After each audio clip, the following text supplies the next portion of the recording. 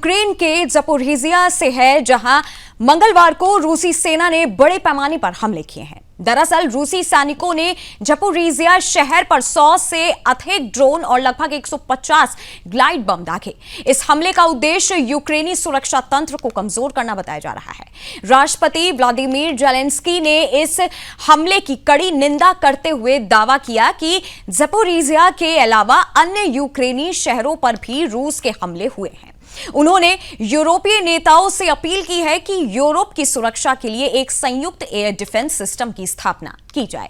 वास्तव में राष्ट्रपति ज़ेलेंस्की ने टेलीग्राम पर लिखा कि पिछले 2 हफ्तों के दौरान रूस ने यूक्रेन पर कुल 3,500 से अधिक ड्रोन, 2,500 से अधिक शक्तिशाली ग्लाइड बम और करीब 200 मिसाइलें दागी हैं। उन्होंने कहा कि यूरोप को अब एक बहुस्तरीय वायु रक्षा प्रणाली से सुरक्षित बनाना होगा।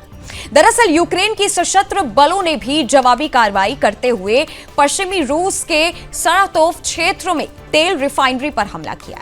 इस हमले में रूसी तेल संरचना को निशाना बनाया गया। विशेष रूप से रूसी ग्लाइड बम को लड़ाकू विमानों से ऊंचाई से गिराया जाता है। इस बम के खिलाफ यूक्रेन के पास कोई प्रभावी रक्षा उपाय नहीं है। राष्ट्रपति ज़ेलेंस्की ने लिखा कि रूस को भारी, खासकर आर्थिक नुकसान नहीं होने तक वह युद्ध का अंत करने के पक्ष में नहीं रहेगा। क्षेत्रीय प्रमुख इवान फेडरोव ने बताया कि रूसी सेना ने मल्टीपल रॉकेट लॉन्च सिस्टम से 10 हमले किए। इन हमलों में 10 अपार्टमेंट इमारतें और 12 निजी मकान क्षतिग्रस्त हो गए। गौरतलब है कि रूसी बमबारी ने ज़पोरिज़िया में 20 से अधिक भवनों को निशाना बनाया। इसके परिणाम स्वरूप कई स्थानों पर आग लगी। इस हमले में 1 नागरिक की मौत हो गई, वहीं 4 बच्चे सहित कुल 20 लोग घायल हो गए। आगजनी की घटनाएं व्यापक रूप से फैल गई हैं। इस बीच माइकोलाइव क्षेत्र में भी 1 नागरिक की मौत हुई है। साथ ही यूक्रेन के शीर्ष सैन्य कमांडर ओलेक्सांद्र सिर्स्की ने 2 वरिष्ठ अधिकारियों को हटाने का आदेश दिया है। उन्होंने 17वीं और 20वीं सेना कोर के प्रभारी अधिकारियों को पद से हटा दिया। व्लादिमीर सेलेन्को के नेतृत्व में 17वीं सेना कोर की टीम ज़पोरिज़िया क्षेत्र में तैनात थी, जहां यूक्रेनी सेना ने निप्रो नदी के तट पर एक गांव पर नियंत्रण खो दिया था। वहीं मैक्सिक्स कितोहिन के नेतृत्व में 20वीं सेना कोर पूर्वी डोनेस्क क्षेत्र के पास थी, जहां रूस ने कई गांवों पर कब्जा कर लिया। इस बीच अमेरिका के पूर्व राष्ट्रपति डोनाल्ड ट्रंप ने युद्ध को लेकर विवादित बयान दिया है। ब्रिटेन की राजकीय यात्रा से पहले वॉशिंगटन में पत्रकारों से बात करते हुए ट्रंप ने कहा कि व्लादिमीर ज़ेलेंस्की को युद्ध समाप्त करने के लिए समझौता करना होगा। उन्होंने यह भी कहा कि यूरोप को रूस से तेल खरीदना बंद कर देना चाहिए। ट्रंप ने दोनों पक्षों को इस लड़ाई के लिए जिम्मेदार ठहराया। वास्तव में ट्रंप प्रशासन ने यूक्रेन को हथियार सहायता का पहला पैकेज मंजूर कर दिया है। इस नए पैकेज के तहत अमेरिका जल्द ही कीव को हथियार भेजना शुरू करेगा। सूत्रों के अनुसार यह सहायता एक नए वित्तीय समझौते के तहत दी जाएगी। यह व्यवस्था अमेरिका और उसके सहयोगी देशों द्वारा नाटो देशों से प्राप्त धनराशि का उपयोग करके विकसित की गई है। सूत्रों ने बताया कि इस व्यवस्था के पहले प्रयोग में कुल $50 करोड़ के 2 शिपमेंट को मंजूरी दी गई है। अब तक ट्रंप प्रशासन ने यूक्रेन को हथियार बेचे हैं या अनुदान स्वरूप प्रदान किए हैं, लेकिन यह व्यवस्था इस सहायता को नए सिरे से व्यवस्थित करने का पहला प्रयास है। इस प्रकार ज़पोरिज़िया सहित पूरे यूक्रेन में सुरक्षा की स्थिति बेहद तनावपूर्ण बनी हुई है। हर पल नए हमले की आशंका बनी हुई है। रूस यूक्रेन संघर्ष का ये नया चरण बेहद गंभीर स्वरूप धारण कर चुका है।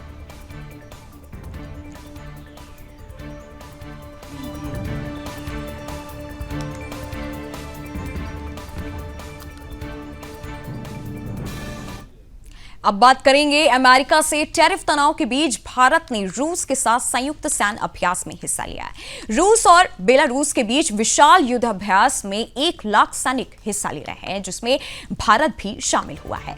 दरअसल रूस के मलिनो प्रशिक्षण मैदान से है, जहां भारत ने रूस और बेलारूस के नेतृत्व में आयोजित विशाल सैन्य अभ्यास ज़ापाड 2025 में हिस्सा लिया है।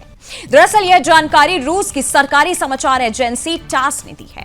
भारतीय रक्षा मंत्रालय के हवाले से बताया गया है कि इस 5 दिवसीय अभ्यास में भारत से कुल 65 सैन्य कर्मियों ने भाग लिया। ऐसे समय में जब अमेरिका लगातार नई दिल्ली पर मॉस्को के साथ अपने संबंधों को कम करने का दबाव बना रहा है। भारत की इस भागीदारी को कूटनीतिक दृष्टि से महत्वपूर्ण माना जा रहा है। वास्तव में रूसी राष्ट्रपति व्लादिमीर पुतिन ने इस संयुक्त अभ्यास का निरीक्षण करने के लिए सैन्य वर्दी पहनकर निंजनी नोवगोरोड के मुलिनो प्रशिक्षण मैदान का दौरा किया है। उन्होंने कहा कि यह अभ्यास रक्षा को मजबूत करने और संभावित खतरों से निपटने के लिए तत्परता दिखाने का अवसर है।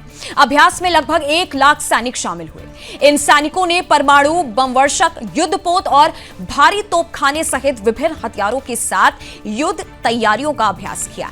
क्रेमलिन ने बताया कि यह अभ्यास रूस और बेलारूस के 41 प्रशिक्षण स्थलों पर हुआ, जिसमें 333 विमान और 247 नौसैनिक जहाज शामिल थे। इसमें पनडुब्बियां भी शामिल रहीं। दरअसल भारत इस अभ्यास में अकेला विदेशी भागीदार नहीं था। Iran, Bangladesh, Burkina Faso, democratic Republic of Congo और माली के बलों ने भी इसमें भाग लिया। वहीं अमेरिकी सैन्य अधिकारी सोमवार को इस संयुक्त युद्धाभ्यास का अवलोकन करने पहुंचे। यह साल 2022 में यूक्रेन पर रूस के आक्रमण के बाद पहली बार अमेरिकी अधिकारियों द्वारा रूसी आमंत्रण को स्वीकार करने की घटना है। वास्तव में अमेरिकी अधिकारियों की उपस्थिति यह संकेत देती है कि वॉशिंगटन रूस और बेलारूस दोनों के साथ अपने संबंधों को मजबूत करना चाहता है। वहीं वॉशिंगटन के साथ भारत के संबंधों में तनाव को देखते हुए इस अभ्यास में भारत की भागीदारी और भी अहम मानी जाती है। और अब खबरों की तरफ आगे बढ़ते हैं, जहां अमेरिका और चीन के तनाव के बीच अमेरिकी राष्ट्रपति डोनाल्ड ट्रंप ने टिकटॉक को लेकर बड़ा फैसला लिया है।